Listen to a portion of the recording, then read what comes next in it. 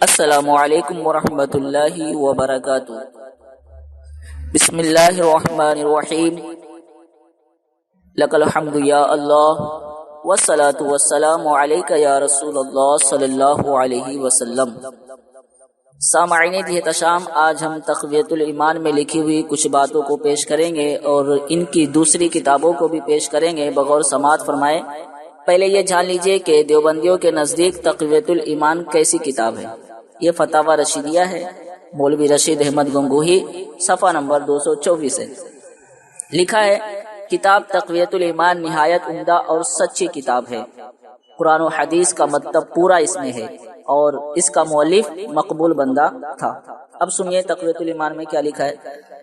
بعض کام تعظیم کے اللہ نے اپنے لیے خاص کیے ہیں، ان کو عبادت کہتے ہیں، جیسے سجدہ اور رکوع اور ہاتھ باندھ کر کھڑے ہونا، اس کے نام پر مال خرچ کرنا اور اس کے نام کا روزہ رکھنا اور اس کے گھر کی طرف سے دور دور سے قصد کر کے سفر کرنا اور ایسی صورت بنا کر چلنا کہ ہر کوئی جان لے کہ یہ لوگ اس گھر کی زیارت کو جاتے ہیں، اور رستے میں اس مالک کا نام اور نامعقول باتیں کرنے سے اور شکار سے بچنا، اور اسی قید سے جا کر طواف کرنا، اس کے گھر کی طرف سجدہ کرنا اور اس کی طرف جانور لے جانا اور وہاں منتیں ماننی، اس پر غلاف ڈالنا اور اس کی چوکھٹ کے آگے کھڑے ہو کر دعا مانگنی اور التجا کرنی اور دین و دنیا کی مرادیں مانگنی، اور ایک پتھر کو بوسہ دینا اور اس کی دیوار سے اپنا منہ اور چھاتی ملنا اور اس کے غلاف پکڑ کر دعا کرنی اور اس کے گرد روشنی کرنی اور اس کا مجاور بن کر اس کی خدمت میں مشغول رہنا، جیسے جھاڑو دینی اور روشنی کرنی، فرش بچھانا، پانی پلانا، وضو و غسل کا لوگوں کے لیے سامان درست کرنا اور اس کے کنویں کے پانی کو تبرک سمجھ کر پینا، بدن پر ڈالنا، آپس میں بانٹنا، غائبوں کے واسطے لے جانا،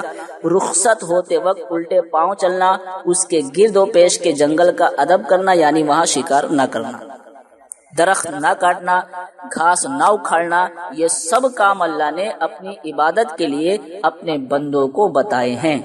اب سنیے، غور سے سنیے۔ کہتے ہیں، پھر جو کوئی کسی پیر و پیغمبر کو یا بھوت و پری کو یا کسی سچی قبر کو یا جھوٹی قبر کو یا کسی کے تھان کو یا کسی کے چلے کو یا کسی کے مکان کو یا کسی کے تبرک کو یا نشان کو یا تابوت کو سجدہ کرے یا رکوع کرے یا اس کے نام کا روزہ رکھے یا ہاتھ باندھ کر کھڑا ہوئے یا جانور چڑھاوے یا ایسے مکانوں میں دور دور سے قصد کر کے جاوے یا وہاں روشنی کرے، غلاف ڈالے، چادر چڑھاوے، ان کے نام کی چھڑی کھڑی کرے، رخصت ہوتے وقت الٹے پاؤں چلے، ان کی قبر کو بوسہ دے، مورچھل جھلے، اس پر شامیانہ کھڑا کرے، چوکھٹ کو بوسہ دے، ہاتھ باندھ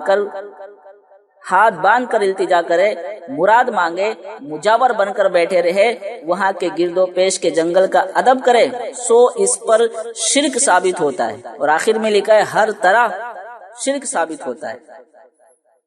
آپ یاد رکھیں، ایسے مکانوں میں دور دور سے قصد کر کے جاوے، اس کو بھی کہا شرک ہے، اس کو آپ یاد رکھیں۔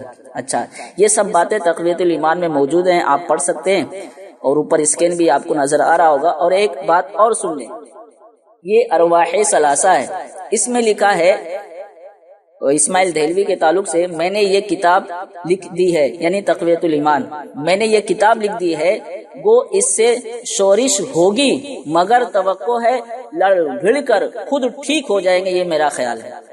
پتہ چلا، انہیں معلوم تھا تقویت الایمان میں وہ باتیں ہیں جس سے امت میں فساد پھیلے گا، اور آخر میں وہی ہوا، تو پتہ چلا یہ امت میں فساد پیدا کرنے کے لیے ہی کتاب لکھی گئی تھی۔ ٹھیک ہے، آگے بڑھتے ہیں۔ تقویت الایمان میں صاف لکھا ہے، کسی پیر پیغمبر کے مزار پر دور دور سے قصد کر کے جانا شرک ہے۔ اب دیوبندیوں کا فتویٰ ملاحظہ فرمائیں، دارالعلوم دیوبند کا فتویٰ ہے، آپ کو اجمیر یا اس کے قریب یا کسی شہر میں کوئی کام ہو تو اس کی نیت سے سفر کریں، براہ راست کسی بزرگ کی قبر کی زیارت کی نیت سے سفر کرنا بھی جائز ہے، مگر بہتر نہیں۔ اچھا، فتاوی رشیدیہ میں لکھا ہے، محض زیارت کے لیے جانا جائز ہے اگر اس میں اختلاف ہے۔ المہند میں لکھا ہے خالص قبر شریف کی نیت کرے. کیا لکھا ہے؟ خالص قبر شریف کی نیت کرے، پھر وہاں حاضر ہوگا تو مسجد نبوی کی زیارت حاصل ہو جائے گی. کیا لکھا؟ خالص قبر شریف کی نیت کرے، پھر وہاں حاضر ہوگا تو مسجد نبوی کی بھی زیارت حاصل ہو جائے گی. دیوبندیوں کی اپنی کتاب ہے، نام ہے مسائل شرک و بدعت. مسائل شرک و بدعت، اس میں لکھا ہے لہذا تکلیف کیجئے اور سفر کیجئے، مدینہ پاک پہنچ کر روضہ اقدس کے سامنے کھڑے ہو کر نہایت ادب و احترام کے ساتھ دھیمی آواز سے وہاں پڑھیں الصلاۃ والسلام علیک یا رسول اللہ صلی اللہ علیہ وسلم.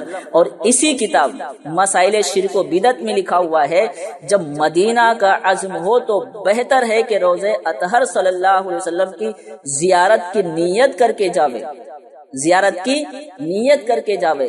اب دیکھیے تقویت الایمان والا کہتا ہے شرک ہے اور دوسرے مولوی کچھ اور کہتے ہیں. تو اس گتھی کو جو ہے نا دیوبندی سلجھا دے. اور جواب دیتے وقت دیوبندی حضرات یہ بات میری دھیان میں رکھیں کہ شرک کی تعریف بتا دیں حوالے کے ساتھ، اور ہمیں آپ کے جواب کا انتظار ہے. السلام علیکم.